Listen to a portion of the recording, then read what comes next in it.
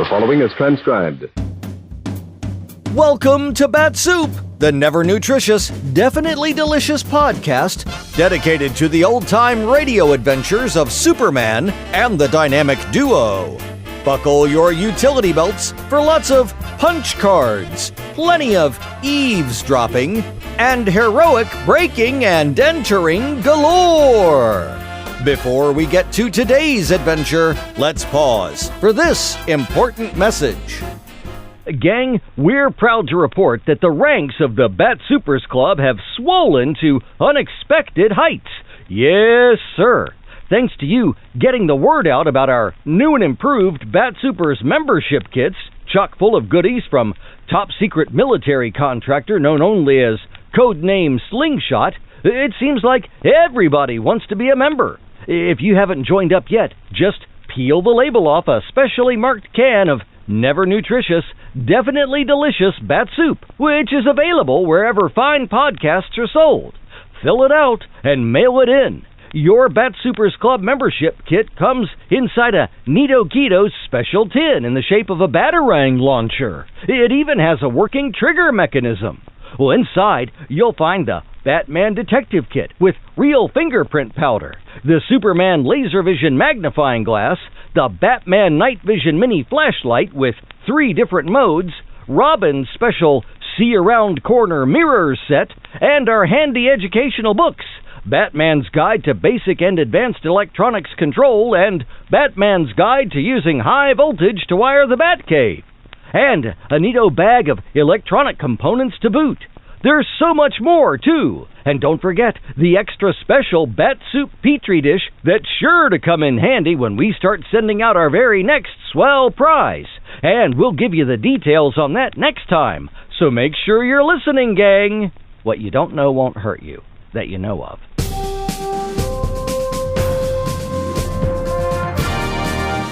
And now, Bat-Supe presents today's adventure. Part 7, and the final chapter of The Secret Letter, as originally broadcast on December 3rd, 1946. Faster than a speeding bullet. More powerful than a locomotive. Able to leap tall buildings at a single bound. Look, up in the sky. It's a bird. It's a plane. It's Superman. Kellogg's Pep. P-E-P, Pep. Kellogg's Pep, the Sunshine Cereal, presents The Adventures of Superman.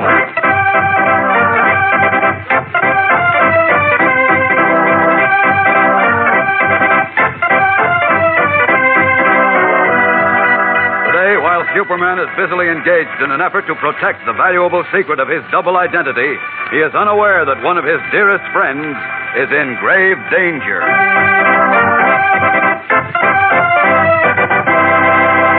Hello there, gang. This is your pal, Dan McCullough. You know, one of the terrifically exciting things about this brand new series of comic buttons Kellogg's Pep is putting out is you've got a brand new set of friends to watch for when Mom opens a new package of Pep. Sure, they're all characters that you've been following in the funny papers for a long time. So when you get a button with a picture of Barney Google on it, well, you certainly don't need to be introduced, or Flash Gordon, or Vitamin Flintheart, or Superman, or any of the 18 new and different buttons in this new series. And is it terrific fun to swap duplicates with your friends and to wear these smart-looking Pep comic buttons on your jacket or your dress or cap? They're so colorful and bright, really snappy, and the background is enamel clear white with the pictures done up in brilliant colors so they really show up. And you know what the best part is? You don't have to send in a single penny to get these keen-looking buttons, not even a box top. And you can't buy them anywhere. They come only as prizes, one in every package of that Sunshine Cereal Kellogg's Pep. That's the come-on dish for breakfast, you know, the whole wheat flakes with the catchy sunshine flavor that really tickles your taste like anything. So ask Mom to get you plenty of P-E-P, the Sunshine Cereal Kellogg's Pep. And now, The Adventures of Superman. A letter in which Superman revealed his identity as Clark Kent, and which was to be opened only in the event of his death, fell into the hands of 2 pickpockets, who, in order to verify their startling information, placed a dynamite charge in Kent's telephone. Then, when Kent caused a report to be issued that he had been seriously injured in an explosion, the thieves were convinced that Kent was not Superman. But when the police found a glove which they believed had been lost by the mysterious dynamiter, Superman's fears for the safety of his secret identity were again aroused. For, as he explained to his friend, the famous Batman, Inspector Henderson knows my handwriting. If he finds the man who has my letter, he'll know that I am also Clark Kent. As we continue now, Superman and Batman have arrived at the Metropolis Police Crime Detection Laboratory, where we find them speaking to Sergeant O'Neill. Listen. So you did find fingerprints in the glove, Sergeant O'Neill. As fine a set as you'd ever want to see, Superman. Have you identified them as yet? Not yet, Batman. I was just going up to the bureau to see if they match any in our file. If they do, we ought to have the man who tried to murder Clark Kent. Oh, Sergeant, do you mind if we go with you? Well, we're very good friends of Kent's, and we're interested in this case. Even more than that. Oh, come right along. Oh, fine. Thanks, Sergeant. This way. Follow me.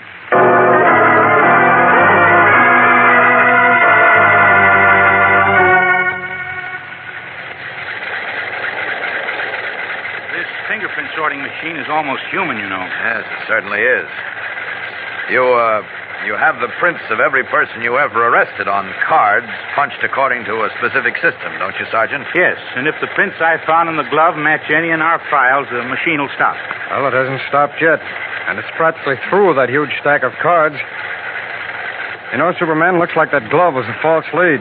Some innocent person must have dropped it. I don't think so, Batman. It was found on the fire escape of Kent's apartment house. Wait a minute. Machine stopped. Yes. Well, Sergeant, what's the answer to the $64 question? Just a moment, please. Here we are. Number 3Y46-078. I suppose that refers to a name in your file. Yep, it does. And if you'll step across the hall with me to the master file, we'll find the name of the person whose fingerprints were found in the glove.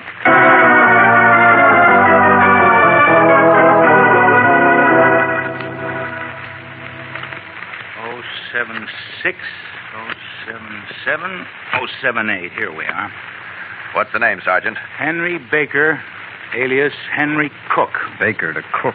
What an imagination. And several other aliases, commonly known as eyebrows because of his thick, bushy brows. You hear that, Batman? On a hunch that Perry White lost my letter in a taxi, I investigated and found that one of the passengers who rode in it that same day had thick, bushy eyebrows. Well, maybe now we're getting someplace. Sergeant, what else do you have about this character? Arrested for picking pockets in 1926 and again in 1929. Sentenced to 1 year in state prison. A pickpocket, eh? Uh-huh. Also arrested on suspicion of safe-breaking in 1932, but acquitted. Sentenced again for theft. All right, thank you. That's enough, Sergeant. This fellow sounds like our man. He sure does. Oh, Sergeant, what's the last address you have for him? Let's see. Last known to be in California. Yeah, but he must have come back since we found his glove on Kent's fire escape. Oh, yes, of course. Well, I'm going in to report this to Inspector Henderson. He'll put out an alarm for this eyebrows character. You two coming along? Oh, sure. No, thanks very much, Sergeant. But, Wait, Superman. Batman. You go ahead, Sergeant. All right, then. I'll be seeing you. Right, and thanks again. You're welcome. Superman, what's the idea? Don't you think we should stick close to Henderson so when he picks up this eyebrows, we'll be right there? What good will that do? When Henderson picks him up, chances are he'll find my letter on him. He'll recognize my handwriting. Yes, He'll go over to my apartment and find out that Clark Kent wasn't even scratched by the explosion. Then he'll know the letter is genuine and that Kent is Superman. Hey, that's right. Oh, looks like he's got us. He has. Unless we get to eyebrows first. Well, how are we going to do that? We haven't even the least idea where he is. Oh, yes, we have.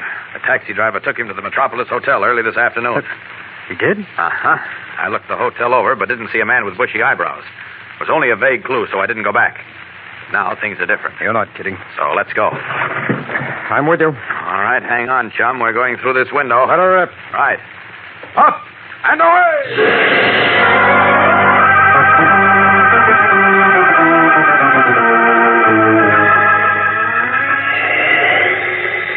Hey, you're getting me dizzy. Zipping around this hotel like a comet, Superman. Any sign of our friend with the eyebrows? Not yet, Batman.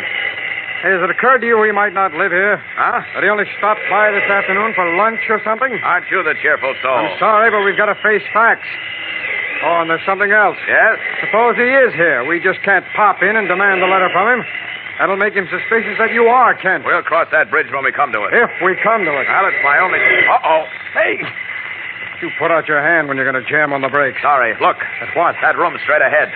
There's a tall, dark man in there, and he's got black, bushy eyebrows. Oh? And there's a little fellow with him. Hang on, Batman. We're going to perch on their windowsill and see what goes on. Shade is down. They can't see us. And you forget I have no X-ray vision, so I can't see them either, or hear them. Wait a minute.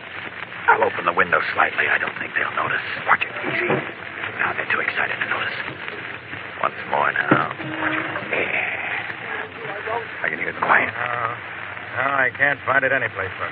Creep is louder than the super good eyebrows. Maybe not. Oh, no? How about if you lost your glove in Kent's apartment? I didn't, I tell you. How do you know? You didn't know till just now that you lost it at all. I know. But I'm sure I didn't lose it in Kent's apartment. There are men. I tell you I didn't. There are. Anyhow, even if I did, how will the cops know it's my glove? How? Didn't you read it to me yourself, out of the paper? How cops can get fingerprints out of the inside of his glove? Yes. Well, we've got to blow out of here fast. Now, wait a minute. Now, look, wait, nothing. Kent is hurt bad. If he dies, we'll be murderers. Yeah, but... Yeah, now, look, you can stay here if you want. I'm blowing. Now, look, Buster, look here. Look, you and your big ideas to make $1 million proving Kent was Superman have made us candidates for the hot seat. Now, Buster, wait. No, I ain't waiting another minute. I'm going to throw my drugs in a suitcase, and I'm blowing out of the country. Maybe you're right. We better scram. That's a relief, Batman. A relief?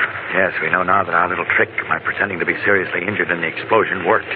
They're convinced I'm not Superman. Sure, but they must still have your letter. Yes, but I still If Inspector Henderson grabs them and recognizes your handwriting in the letter, you're still in trouble. Henderson won't find a letter on them.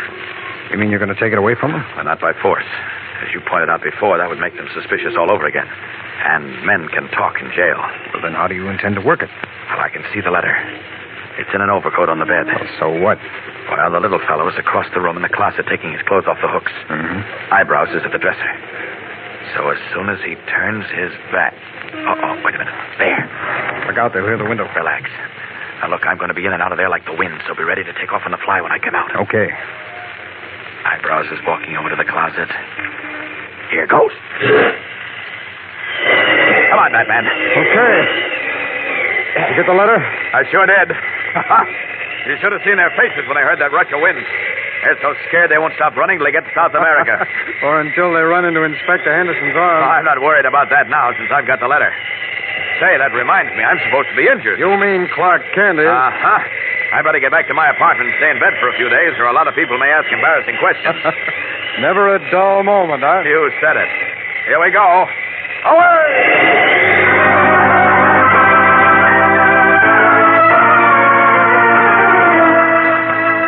Relieved of the danger of exposure, Superman rockets back to his apartment with Batman, believing all his troubles are over.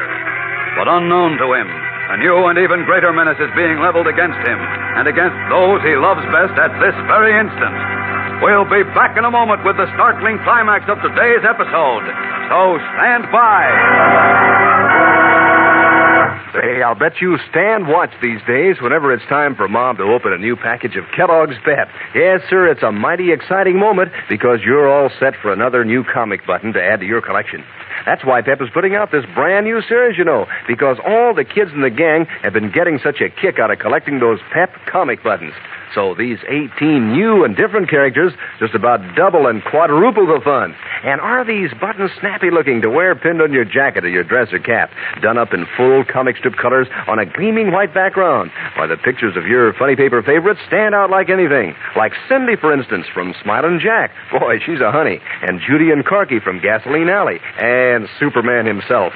Believe me, you wouldn't want to miss out on a single one of these new buttons. And you don't have to. No, sir. They're that easy to get. You just ask Mom to get the Sunshine cereal, Kellogg's Pep, and look for a comic button as a prize inside every package. And Pep's a prize when it comes to good eating at breakfast, too. So crisp and fresh and golden, full up with catchy sunshine flavor. Good for you, too. Sure, Mom knows that. So remind her to get you some P-E-P, the Sunshine cereal, Kellogg's Pep. In Willow Heights, the well-to-do suburb 18 miles from the heart of Metropolis, it is just after 11 o'clock at night, as in his small police station, Sheriff Johnson yawns and reaches for the ringing telephone on his desk.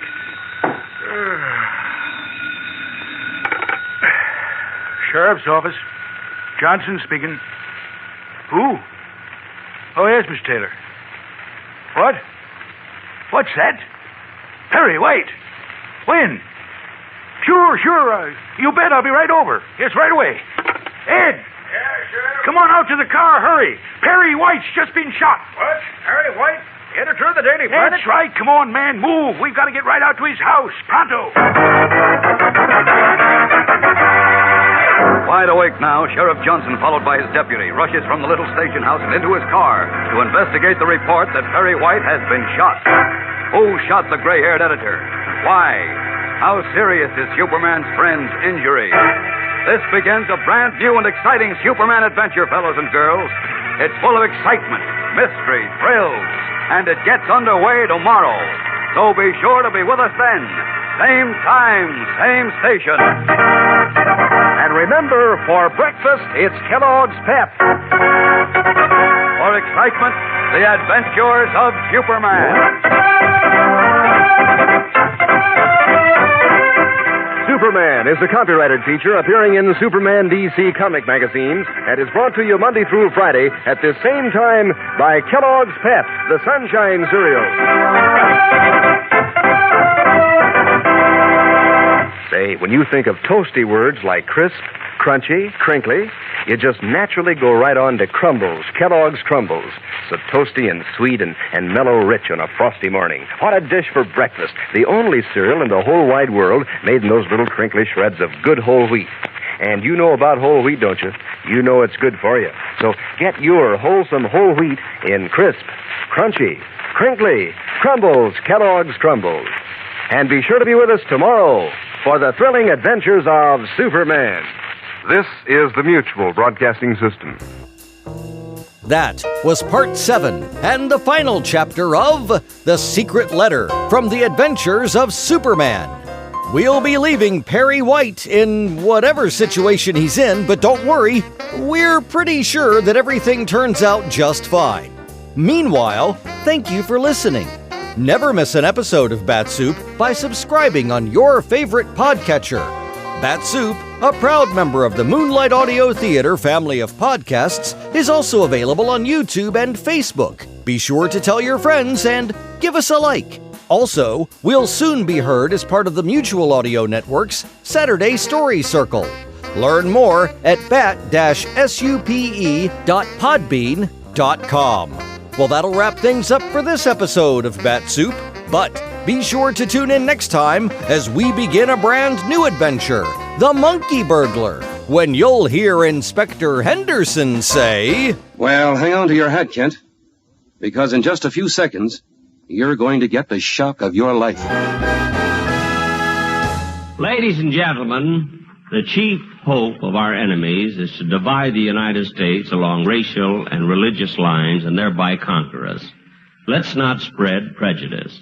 A divided America is a weak America. Through our behavior, we encourage the respect of our children and make them better neighbors to all races and religions. Remind them that being good neighbors has helped make our country great and kept her free. Thank you.